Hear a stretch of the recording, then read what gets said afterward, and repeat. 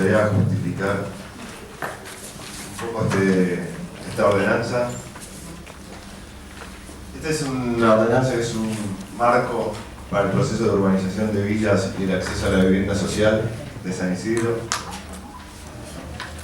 donde 16 villas existen en nuestro municipio, 6.330 familias, según el registro público provincial de villas y asentamientos rurales.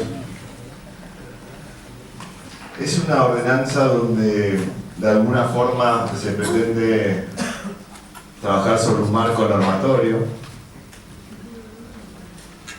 donde se tomar distintos criterios y criterios unificados podamos impulsar un proceso de urbanización progresivo.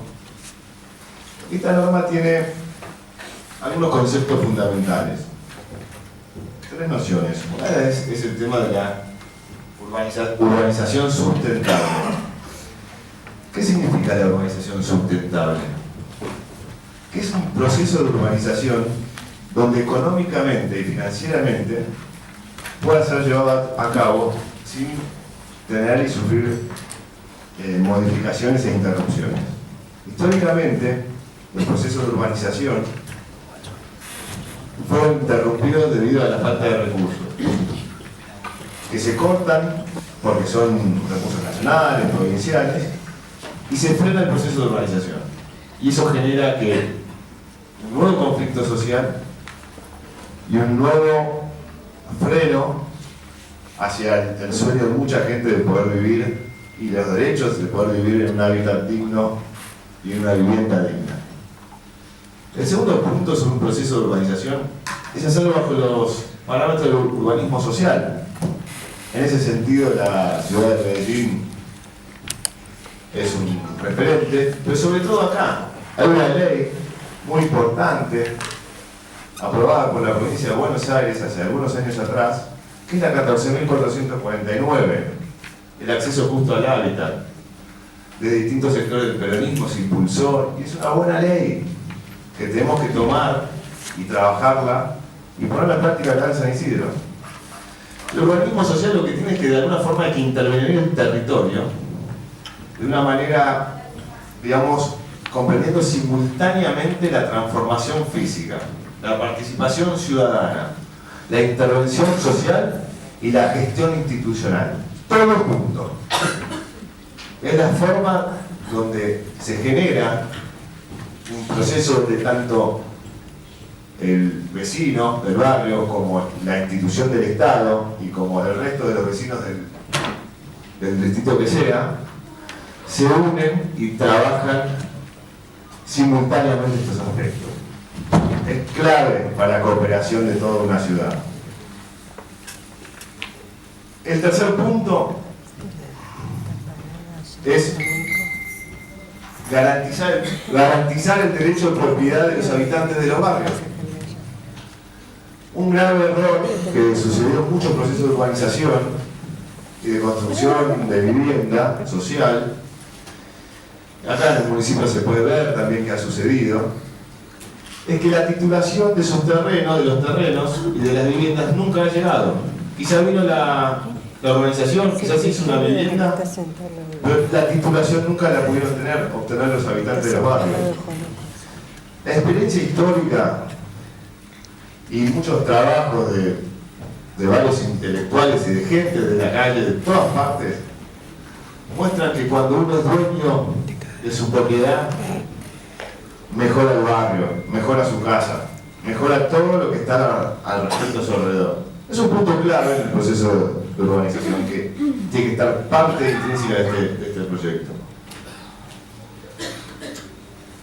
Para mostrar un poquito el tema de la estructura de la ordenanza, el objeto, en el fondo, es que bajo ciertos principios logremos la erradicación definitiva de sus habitantes, de las 16 villas. ¿Por qué 16 villas? Porque son las que están registradas oficialmente por la provincia de Buenos Aires. ¿Cuál es la finalidad de este proyecto, de este proceso marco?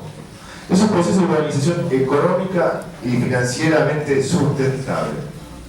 Y acá hay algunos puntos que son muy importantes. ¿Cuáles son las autoridades de aplicación, cuáles son los factores de contralor. Y la clave, según la experiencia en varios puntos de la Argentina, es que la superposición de programas y la maraña de las instituciones en las cuales que llevan adelante estos procesos genera la ineficiencia en la traza y en la ejecución de la política pública. Acá lo que se propone es centralizarlo en una subsecretaría de organización de villas y acceso a la vivienda social, como órgano ejecutor y órgano autoridad de aplicación de la misma. A la vez, se propone una comisión ad hoc de organización de villas dentro del ámbito del Consejo Deliberante, como órgano de contralor.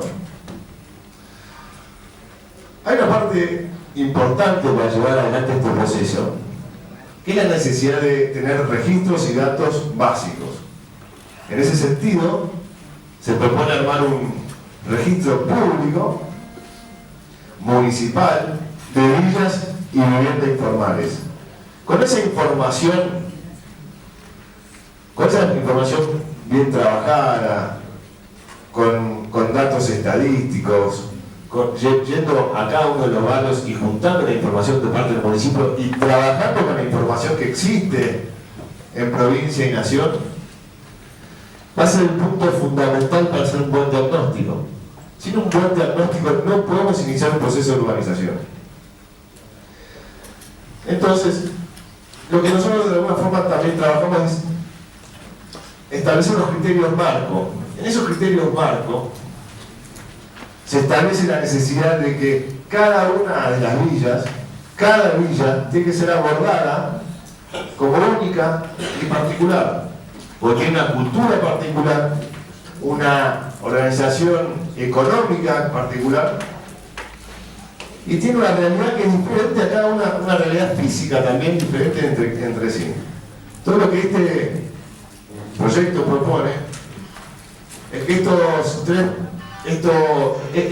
criterios que tenemos que avanzar se llevan en 3 programas principales bajo el órgano de esta subsecretaría, que es el tema de urbanización de villas y asentamientos irregulares, unos instrumentos para alcanzar las soluciones habitacionales, importantísimo, o sea, abrir todo el más abanico posible, sea financiamiento municipal, provincial, nacional, internacional, de instituciones privadas, para lograr cualquier mecanismo y cualquier menú posible para que el ciudadano acceda a herramientas financieras para poder pagar su vivienda a lo largo de un largo tiempo y con condiciones abordables según sus capacidades.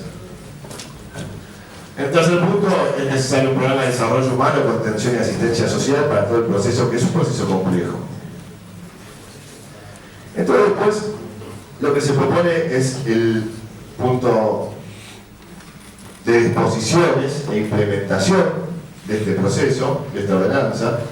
En primer lugar, tomando ideas, obviamente también desde el oficialismo y desde otras partes de las fuerzas políticas, es crear una mesa de urbanización. No existe una mesa de integración, pero acá lo que se propone es una mesa de urbanización por cada una de las villas, donde tenga representación legislativa y obviamente representación de la subsecretaría que es la que estaríamos creando. El artículo 41 dice que hay que elaborar un proyecto específico y singular.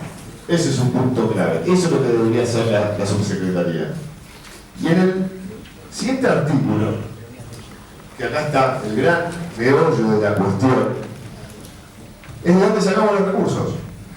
Los recursos claramente para poder hacer un proceso de urbanización sustentable en el tiempo significa que el municipio, el Estado municipal, tiene que hacer esfuerzos económicos, de recursos que en su presupuesto, durante todo el proceso que lleve la urbanización, esté aplicada una tasa sobre las tasas municipales, por lo menos hasta de un mínimo de un 5%. 5% significa, a número de hoy, 130 millones de pesos. No es mucho. No es la base mínima con la cual un proceso de urbanización puede ser llevado adelante sustentablemente financieramente, a la cual la suma de programas nacionales y provinciales que están por lo general más orientados a la, digamos, a programas de acceso a la vivienda, se complementan con los fondos municipales muy orientados a los bienes públicos. Este es el meollo de la cuestión. Hay un punto que es clave también, porque las tierras donde se asientan las villas tienen una diversidad de dueños en cada una. Nos hemos tomado el trabajo de trabajar con la FIP, con los institutos provinciales y nacionales, y después de varios meses hemos logrado conseguir quién es el dueño de cada una de las parcelas de cada una de las 16 villas. Eso está abierto a quien lo pida, lo tenemos, el que lo necesita lo podemos dar.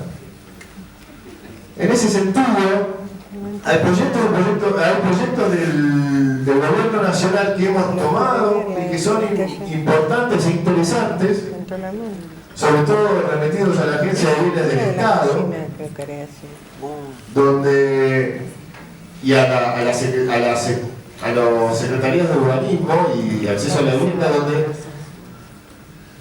las tierras pueden ser transferidas al municipio con cargo de ser adjudicadas a los propietarios actuales bajo las condiciones que ponga un convenio entre municipio y provincia y nación.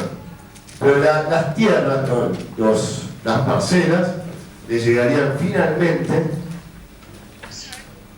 al propietario de quien hoy las usufructa.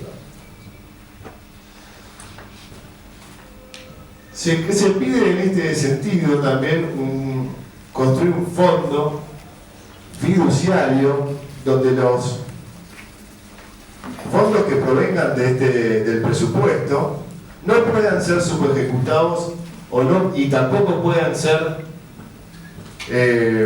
pasados al siguiente presupuesto si fueran subejecutados. Ese fondo les va a permitir al municipio trabajar según varios parámetros y según todo el abanico de criterios que con los cuales se expone el tema de la urbanización, y ese fondo va a permitir tener los recursos en el momento necesario. Es importante ese punto. Después también proponemos cómo llegamos al 5% anual sobre las tasas para este proceso. Lo hacemos progresivo, discutible, cómo lo podemos lograr. Pedimos el primer año el 3%, el segundo el 4%, y a partir del tercero el 5% hasta que se termine el proceso de urbanización. Tiramos varias ideas en los considerados al respecto. Esto con respecto a la ordenanza. Ahora lo que me interesa ver y comentar, ¿no? Que este no es un proyecto de convocación nuestro. Esto es un trabajo que vemos, primero hay un equipo que trabajó muy fuertemente, pero este es un trabajo de ideas que vienen de distintos sectores. Hay muchas ideas de las distintas vertientes del peronismo, distintas ideas de los vecinos, distintas ideas del gobierno nacional, distintas ideas mismas del oficialismo de San Isidro, donde tratamos de encontrar la forma de construir un marco. En el fondo, la idea es abrir el debate, poner un instrumento sobre la mesa y empezar a preguntarnos, nosotros como concejales, que muchos son líderes políticos, ¿por qué nos metimos en política? ¿Cuáles son las razones por las cuales nos metemos en política? ¿Por qué queremos influir y transformar las políticas públicas? Y nosotros como concejales tenemos una herramienta histórica para hacer las cosas. Tenemos la posibilidad de estar 4 años sentados en una banca como grupos, o si queremos individualizarlos, que no sería lo mejor, pero como grupos políticos que nos toca este momento, esta historia, ¿qué hacemos con el tiempo que se nos ha dado? ¿Qué hacemos con el tiempo que los vecinos nos han dado? Y es ahí donde también vemos, y hablando con todas las fuerzas políticas, un consenso alrededor de esto.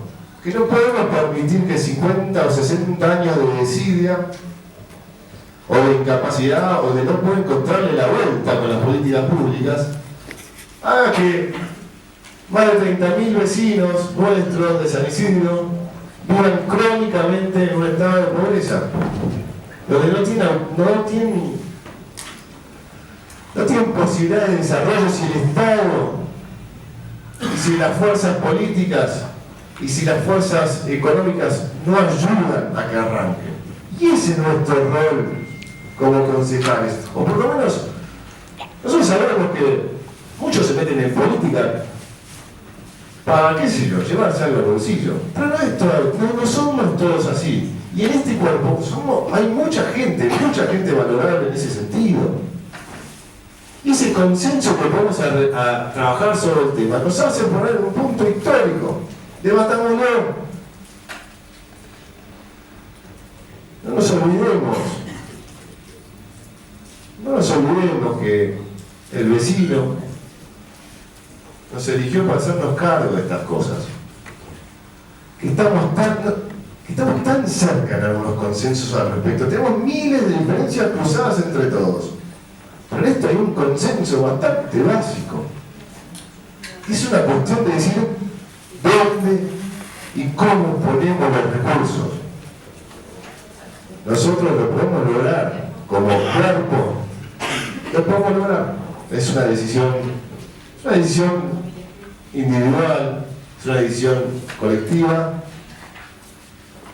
Y creemos que si nos ponemos a debatirlo sin prisa, pero sin pausa, estoy seguro que a pesar de varias diferencias, este punto, este consenso que hay alrededor, lo podremos llevar adelante, independientemente de cualquier fuerza política.